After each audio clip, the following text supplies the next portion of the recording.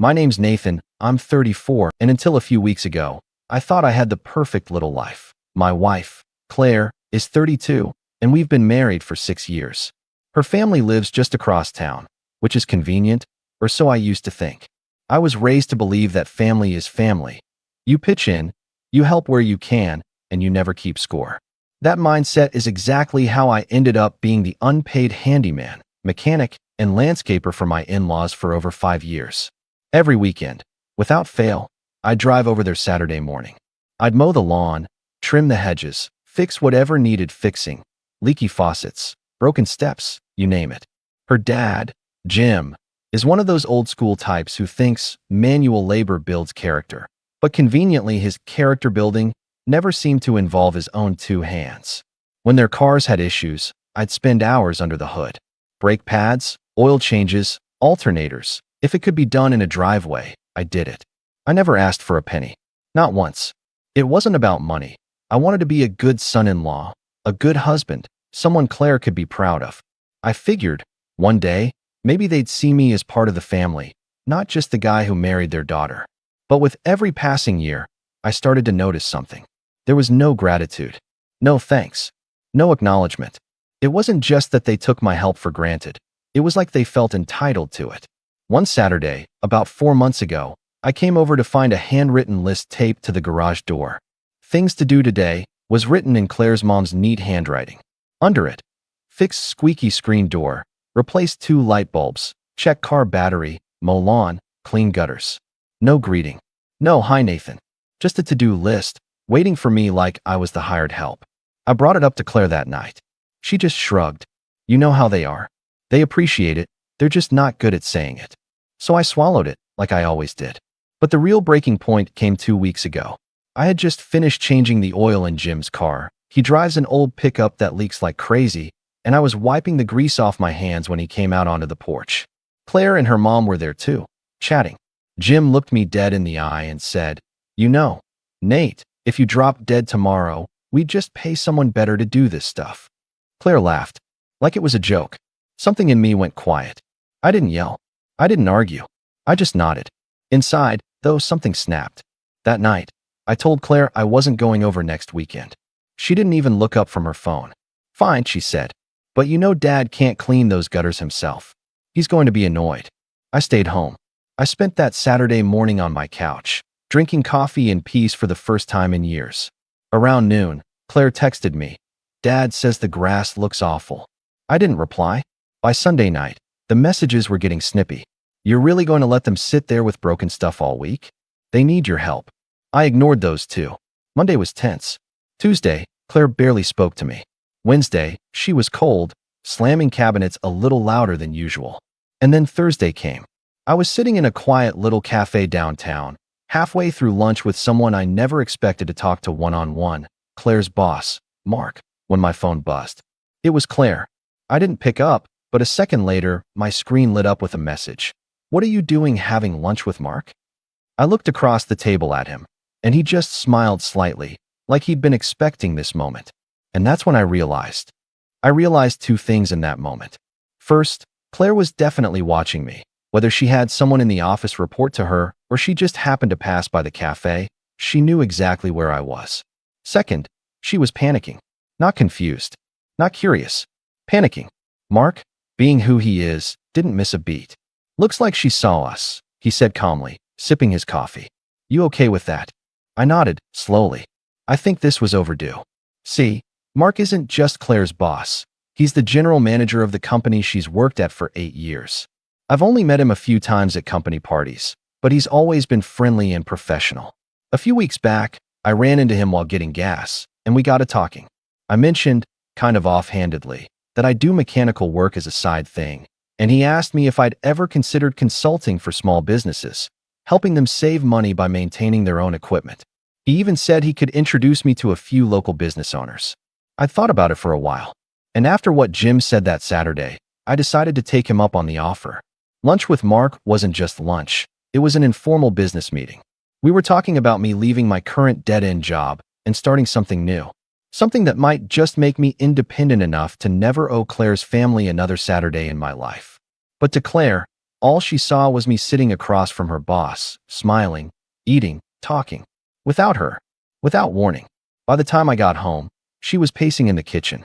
"What was that?" she demanded as soon as I walked in. "What was what?" I asked, deliberately keeping my tone calm. "Lunch with Mark."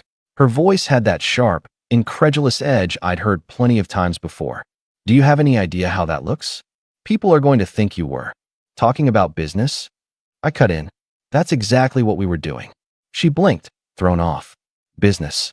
"Yes," I said simply. "I've been thinking about leaving my job. Mark thinks I could make something out of it, consulting. He's introducing me to some people." Claire's face changed. Not to pride, not to support, to anger. "You didn't tell me about this," she snapped.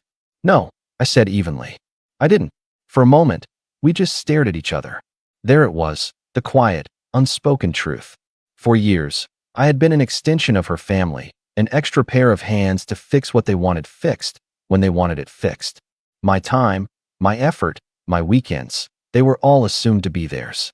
And now, suddenly, I was doing something for myself. Something that might pull me out of their control. That night, she called her mom. I heard her whispering in the bedroom, her voice low and urgent. A little while later, my phone buzzed. It was a message from her dad. "So you're too good for us now? You think you're better than this family?" I didn't reply. The next day, when I came home from work, I found Jim's truck parked halfway up my driveway. He was sitting on the hood, arms crossed. "We need to talk," he said the second I got out of my car. I walked right past him toward the front door. "I don't think we do." "Don't get smart with me, Nathan," he said, following me. "You think just because you had one fancy lunch with Mark, you're big stuff now? You owe this family more than you think." That stopped me. I turned around slowly. "I owe this family." I repeated. "Darn right you do," he said, his face red. "All the meals we've fed you. All the holidays we've had you over. All the free work I've done for you," I said, my voice sharper now. "All the weekends I gave up. All the oil changes, the lawns, the gutters." "That's what family does," Jim interrupted. "You think you're special? You think anyone's going to thank you for doing what you were supposed to do?" I just stared at him, feeling something in me go cold. "You're right," I said finally. "No one's going to thank me, which is why I'm done." Jim's face turned an alarming shade of red. "You don't get to just be done, Nathan," he snapped. "You're married to Claire. That means you're part of this family. We take care of each other." I didn't say anything. I just went inside, shut the door, and locked it behind me. That night, Claire told me she was going over to her parents' house. She didn't ask me to come. She didn't even look at me when she left. The house felt so quiet after she was gone. For the first time in years, I felt a strange sort of peace. And yet, deep down, I knew this was only the beginning, that Jim and Claire wouldn't just let this go. And sure enough, the next morning, when I opened my email, there it was, a message from Mark's office. Not to me, but to my personal inbox, forwarded by Mark himself. It was from Claire, and what she had written made my stomach twist. I sat there staring at the screen for a full minute before opening the email. I already knew it wasn't going to be good, but nothing could have prepared me for just how far Claire had gone. The subject line read, "Concern about Nathan." And then, in polite but unmistakably sharp corporate language, Claire had written, "Hi Mark. I wanted to let you know that my husband Nathan has been feeling a bit lost lately and might be going through some kind of midlife crisis. He's been talking about leaving his stable job for some risky consulting thing, and I'm worried he might be trying to drag you into it. Please don't encourage him too much. He's not in a good headspace right now and sometimes makes impulsive decisions he regrets later. Thanks for understanding. Claire." My jaw tightened as I read it again. And again, she had gone behind my back, undermined me to her boss, tried to paint me as unstable, all because I wanted to do something for myself. It wasn't just disapproval. It was sabotage. Mark's forward of the email came with a short note. "Thought you should see this for yourself. Still happy to connect you with those business owners if you're interested. Just let me know." I sat there for a long time. My coffee went cold. My thoughts swirled in 1,000 directions. Anger, betrayal, hurt, a strange sort of numbness. When Claire came home that evening, she acted as though nothing had happened. She put her bag down, kicked off her shoes, and went straight to the kitchen. "You ate?" she asked casually. I didn't answer. I just held up my phone, screen facing her. Her face drained of color when she saw the email. "You went through my emails?" she said defensively, crossing her arms. Mark forwarded it to me, I said quietly. She blinked. Then her expression hardened. Well, someone had to say something before you ruined your life. My life? I repeated, my voice flat. Yes, she snapped. You can't just throw away a stable job because you're mad at my dad. That's childish, Nathan. That word, childish, hit me like a slap. After everything I'd done for her family, after all the hours I'd poured into keeping their lives running smoothly, she thought I was the one being childish? You didn't just tell me how you felt, I said slowly. You went behind my back and tried to kill something before it even started. Claire's tone softened slightly. I was just trying to protect you. No, I said, shaking my head. You were trying to keep me where you wanted me. Right here. Every weekend. At your parents' house, fixing their problems. She opened her mouth to argue, but I walked past her and went into the bedroom. I needed space before I said something I couldn't take back. That night, I lay awake for hours. I kept replaying Jim's words on that porch, hearing Claire's laugh, seeing that email in my head over and over. By morning, something had shifted inside me. I called Mark. I'm in, I told him. Whatever meetings you can set up, I'll take them. He didn't hesitate. Good, he said. First one's tomorrow at noon. I'll send you the address. Claire noticed the change almost immediately. That night at dinner, she asked, So, did you talk to Mark? Yes, I said simply. She waited for me to elaborate, but I didn't. The silence between us stretched until she finally said, You're not really doing this. I am, I said. Her jaw clenched. You're making a mistake. I didn't reply. The next day, I went to that meeting. Then another the following week. And another. And with every conversation, every potential contract discussed, I felt lighter, more in control of my own life. But with every meeting I took, Claire's mood got worse. Her texts started coming more frequently. Are you still mad? You're ignoring your family. Dad says the grass looks like a jungle now. When are you going to fix the garage door for Mom? I didn't answer most of them. And when I did, it was short. Finally, one night, she confronted me head on. You're punishing them, she said angrily. I'm not punishing them, I said calmly. I'm just not giving them free labor anymore. You owe them, Nathan, she shouted. They've done so much for you. What exactly? I interrupted. Fed me dinner a few times? Invited me over for holidays? Do you think that balances out 5 years of work? Her mouth opened, then shut. For the first time, she didn't seem to have an answer. But the next weekend, when I stayed home again, Jim showed up. This time, he didn't knock. He barged right into my garage while I was working on my own car. You think you can just walk away? He said, his voice low and dangerous. I stood up slowly, wiping my hands on a rag. I don't think, I said evenly. I know. You're going to regret this, Jim said, stepping closer. Claire's miserable. Her mother's miserable. You're tearing this family apart. I just looked at him. If a few unmowed lawns are tearing your family apart, I said, maybe your family wasn't that strong to begin with. His face darkened. You're not welcome over there anymore. Something about hearing him say that, like it was supposed to hurt me, almost made me laugh.